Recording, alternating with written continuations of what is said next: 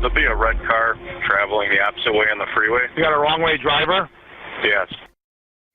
An 81-year-old woman causing panic when she drives down the wrong side of the freeway.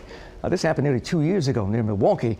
Tonight, incidents like this have some people wondering, when is it time to take the keys away from Grandma and Grandpa? Welcome back to Let It Rip. On the panel right now, attorney Stephen Gersten. He's an expert in the legal issues surrounding car, truck, and motorcycle crashes. And he says when age affects your ability to drive, it's time to hand over the keys. Now, Maureen Taylor is nowhere near that age, but she says senior citizens should have the same rights as any other driver, no matter how old they are. And also with us, David Charles Brown, a driving rehabilitation specialist for Beaumont Hospital, where they have a special program to help drivers compensate for the limitations they may face as they age. And of course, you all know Charlie. He's unsafe at any age, so let's get started. Stephen, you cover all kinds of accidents. Do you think older people represent a greater danger on the road? Well, they do statistically. You know, the studies show that elderly drivers are the most unsafe drivers on the road, with the exception of the very youngest drivers. Right, I've always been told that teenagers were the worst drivers. The newest drivers are the most unsafe, for totally different reasons, by the way, than elderly drivers. But for the youngest drivers, it's because they have poor driving judgment. They text, they do dumb things behind the wheel. For the elderly, it's the advances of the aging process. So that's why they get confused and they go the wrong way on a freeway. Or because they have problems with visual acuity, with being able to see, or delayed perception reaction time, they run over the child in the neighborhood. And remember, the problem is not only the failing eyesight, the cognition, the confusion, the slowing mental processes, it's also things like delayed perception reaction time, which Charlie knows because he also does my area of law, which is car accidents, that even a 2 or 3 or 4 second delay between perceiving an object like a child and being able to react, like pressing on the brake, is deadly. Because in a 25-mile-per-hour zone, that car is traveling 40 feet per second. So now you're talking about 160 additional feet that car traveled before that driver can perceive and react. And sometimes that's the difference between a life that's lost and an accident that's prevented with a younger driver. So look, I want to be clear on this though. I am very aware of how emotional an issue this is, and for the elderly, the car isn't just a car, it's a lifeline in many respects, and that's why they're so intensely emotional about this, because they feel like we're taking away their freedom. So I'm not saying you take away their freedom, but what I am saying is there's a balance that needs to be struck where, you know, as long as they're safe and they're not a danger to our families and to everyone on the road, God bless, let them drive. But when they become a danger, time to take away the keys. And the question is, at which age does that occur? You would say, what, around 72? I would not say any specific age. I say it depends on the individual. And the problem in Michigan is, so it's a great question. It's a great question. You can't apply an age to just, from a general population, apply it to an individual. That's discriminatory. It's not fair to the individual. If that's a great 72-year-old and he's playing tennis every day and is, you know, then that's fine. The problem is when someone is not, what do we do? And Maureen, at some point, it happens to all of us. We lose our reflexes. We're not as quick as we used to be, physically or mentally. And at some point, we may have to tell the people we love that it's time to turn in the keys. I don't think that for myself, I don't have any problem in suggesting that the question of public safety may be tied to age. What I worry about is there's a larger picture as far as I'm concerned. You know, we don't value seniors. We don't. Taxing pensions, reducing pensions, all the kinds of things that we do to the elderly. We don't manage housing activities to make certain that they can live without stress. You know, small amounts of dollars, allotments, and whatnot are made available. And I worry when we suggest, and you certainly did not, but when we suggest that if there's a blanket age, at such and such an age, you can't drive anymore. Well, nobody's suggesting that, but even the example that was given on TV today about the 80-year-old, how the senior was driving down the freeway the wrong way, Lots of people drive down the freeway the wrong way, and most of them are not seniors.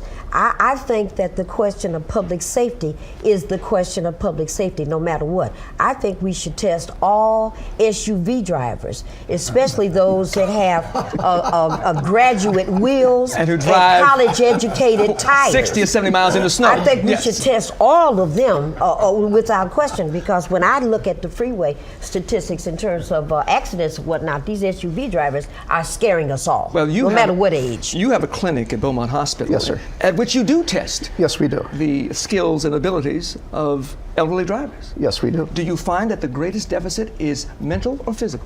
I find it mental. The individuals that are the toughest to work with are the ones that are in denial of their deficits. They don't quite get it. They don't quite understand. They think they can do it. They think they're 20 years old again. They still have those reflexes and reaction time.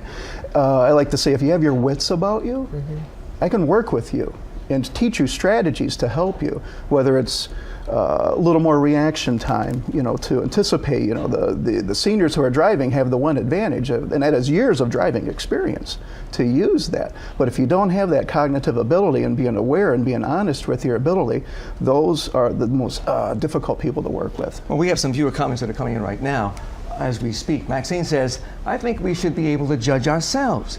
Maybe some are too old at 60. Betty White is 92. I think that she could drive if she wanted to. And Steve writes, I'm more concerned about drivers under 25. Drivers over 72 most likely do not text, Facebook, or tweet while they drive.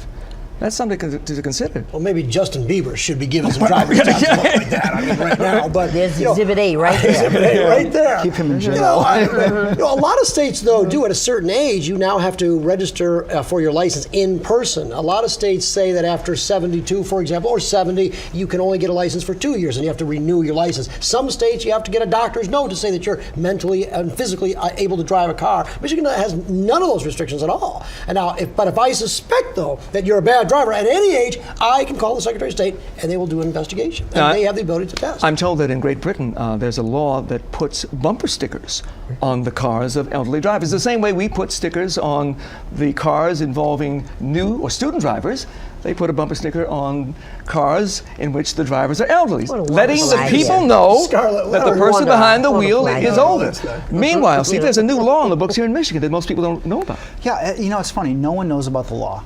It passed in lame duck a year ago, so it's a little over a year old. December 27th. It's a stealth law. And this law is such a bad, terrible law. You said passed in Michigan? Passed in Michigan. Can't help but be bad. December 27. What exactly does it say? It can't help it. But it's really, really sad because what it did is, and it shows the power of the medical lobby in the state.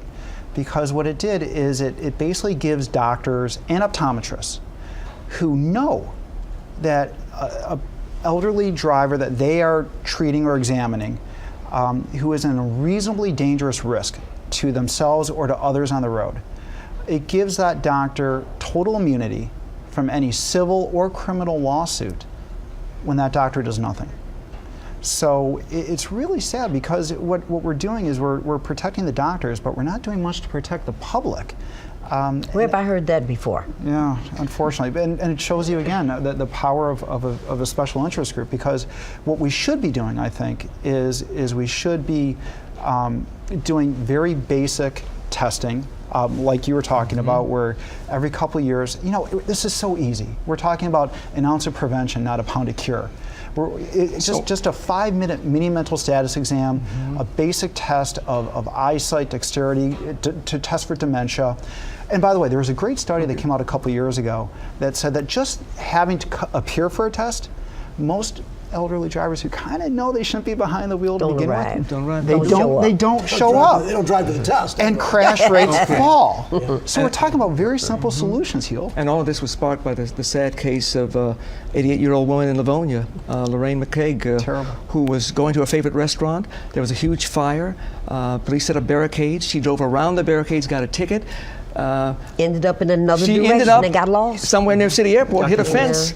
And she was found dead. Now, the cause of death was listed as heart failure, but you have to wonder. That wasn't heart failure. If maybe The police should have done more to protect her. But that's the issue. We don't value the lives of the elderly. But how would that officer know? Why did he give her a ticket? Because she drove around the barricades when she was told not to. He should have been able to recognize that she wasn't 22 years of age. Steve will tell and you. He should have been able to say, Steve will tell you can't let always me help do that. You. Well, And the point is, the point is, though, not to blame, but to find solutions. Will we all agree with that? Yes. Okay. Absolutely. Panel, we thank you. Thank you. Still to come on Let Rip. President Barack Obama says that pot is no more dangerous than alcohol. Charlie takes the show on the road to find out if Metro Detroiters agree with it. We'll be right back.